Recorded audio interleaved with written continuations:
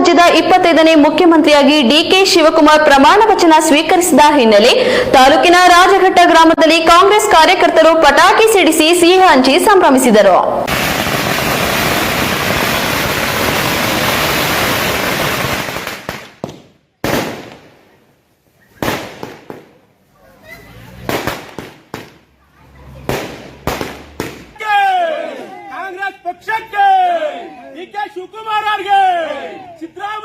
DK Shivakumar ಮುಖ್ಯಮಂತ್ರಿಯಾಗಿ ಪ್ರಮಾಣ ವಚನ ಸ್ವೀಕರಿಸಿದ ಹಿನ್ನೆಲೆಯಲ್ಲಿ ದೊಡ್ಡಬಳ್ಳಾಪುರ ತಾಲೂಕು ರಾಜಘಟ್ಟ ಗ್ರಾಮದಲ್ಲಿ ಕಾಂಗ್ರೆಸ್ ಕಾರ್ಯಕರ್ತರು ಸಂಭ್ರಮಾಚರಣೆ ನಡೆಸಿದರು. ಈ ವೇಳೆ ಮಾತನಾಡಿದ ಸ್ಥಳೀಯ ಬೆಂಗಳೂರು ಗ್ರಾಮಾಂತರ ಜಿಲ್ಲಾ ಪ್ರಧಾನ ಕಾರ್ಯದರ್ಶಿ ರಾಜಘಟ್ಟ ನಾರಾಯಣಸ್ವಾಮಿ, ಪಕ್ಷದ ರಾಷ್ಟ್ರೀಯ ವರಿಷ್ಠರ ಆದೇಶದಂತೆ ಸಿದ್ದರಾಮಯ್ಯನವರು ಮುಖ್ಯಮಂತ್ರಿ ಸ್ಥಾನಕ್ಕೆ ರಾಜೀನಾಮೆ ನೀಡಿ ನುಡಿದಂತೆ ನಡೆದಿದ್ದಾರೆ. ಹಾಗೆಯೇ ನೂತನ ಮುಖ್ಯಮಂತ್ರಿಯಾಗಿ ಡಿಕೆ ಶಿವಕುಮಾರ್ ಪ್ರಮಾಣ ವಚನ ಸ್ವೀಕರಿಸಿದ್ದು ಹೊಸ ಅಧ್ಯಾಯ ಆರಂಭವಾಗಲಿದೆ ಎಂದರು.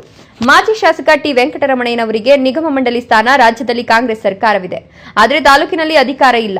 ಇನ್ನೇನು 2 ವರ್ಷಗಳಲ್ಲಿ ವಿಧಾನಸಭಾ ಚುನಾವಣೆ ಬರ್ತಿದೆ. ಪಕ್ಷ ಸಂಘಟನೆ ಹಾಗೂ ಕಾರ್ಯಕರ್ತರ ಹುಮ್ಮಸ್ಸನ್ನು ಹೆಚ್ಚಿಸಲು ಮಾಜಿ ಶಾಸಕರಿಗೆ ರಾಜ್ಯ ಮಟ್ಟದ ಯಾವುದಾದ್ರೂ ನಿಗಮ ಮಂಡಳಿಯಲ್ಲಿ ಸ್ಥಾನ ಕಲ್ಪಿಸುವ ಮೂಲಕ ಶಕ್ತಿ ತುಂಬಬೇಕು ಅಂತ ರಾಜ್ಯದ ನೂತನ ಮುಖ್ಯಮಂತ್ರಿ ಡಿಕೆ ಶಿವಕುಮಾರ್ ಅವರಲ್ಲಿ ಮುಖಂಡರು ಮನವಿ ಮಾಡಿದರು.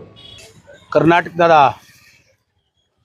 ಇವತ್ತಿನ ಮುಖ್ಯಮಂತ್ರಿಗಳಾದಂಥ ಡಿಕೆ ಶಿವಕುಮಾರ್ ಅವರಿಗೆ ಕರ್ನಾಟಕದ ಜನತೆ ಪರವಾಗಿ, ಕರ್ನಾಟಕ ಮತದಾರ ಪರವಾಗಿ ಇವತ್ತು ಅಭಿನಂದನೆಗಳನ್ನು ಸಲ್ಲಿಸ್ತಾ ಇದ್ದೀರಿ. ಹಾಗೂ ಕರ್ನಾಟಕದ ಮಾಜಿ ಮುಖ್ಯಮಂತ್ರಿಗಳು ಸಿದ್ದರಾಮಯ್ಯ ಸಾಹೇಬರಿಗೆ ಕರ್ನಾಟಕ ಮತದಾರ ಪರವಾಗಿ ಹಾಗೂ ಮುಖಂಡರ ಪರವಾಗಿ ಎಲ್ಲ ದೊಡ್ಡಬಳ್ಳಾಪುರ ತಾಲೂಕಿನ ಪರವಾಗಿ ಅವ್ರಿಗೂ ಸಹ ನಾವು ಮನಸ್ಪೂರ್ವಕವಾಗಿ ಕಾಂಗ್ರೆಸ್ ಪಕ್ಷದ ಪರವಾಗಿ ಅಭಿನಂದನೆಗಳನ್ನು ಸಲ್ಲಿಸ್ತೀರಿ.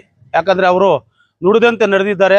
ಅವರು ರಾಜೀನಾಮೆ ಕೊಟ್ಟಿರೋದ್ರಿಂದ ಸನ್ಮಾನ್ಯ ಡಿಕೆ ಶಿವಕುಮಾರ್ ಸಾಹೇಬರು ಇವತ್ತು ಮುಖ್ಯಮಂತ್ರಿಗಳಾದರು. ಅವ್ರದ್ದು ಭಾಳ ಪರಿಶ್ರಮ ಇದೆ.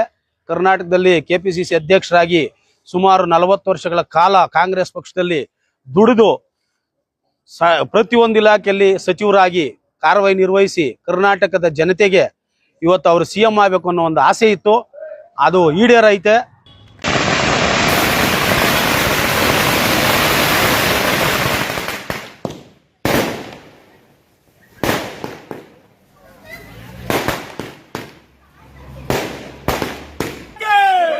ಕಾಂಗ್ರೆಸ್ ಪಕ್ಷಕ್ಕೆ ಡಿಕೆ ಶಿವಕುಮಾರ್ ಅವರಿಗೆ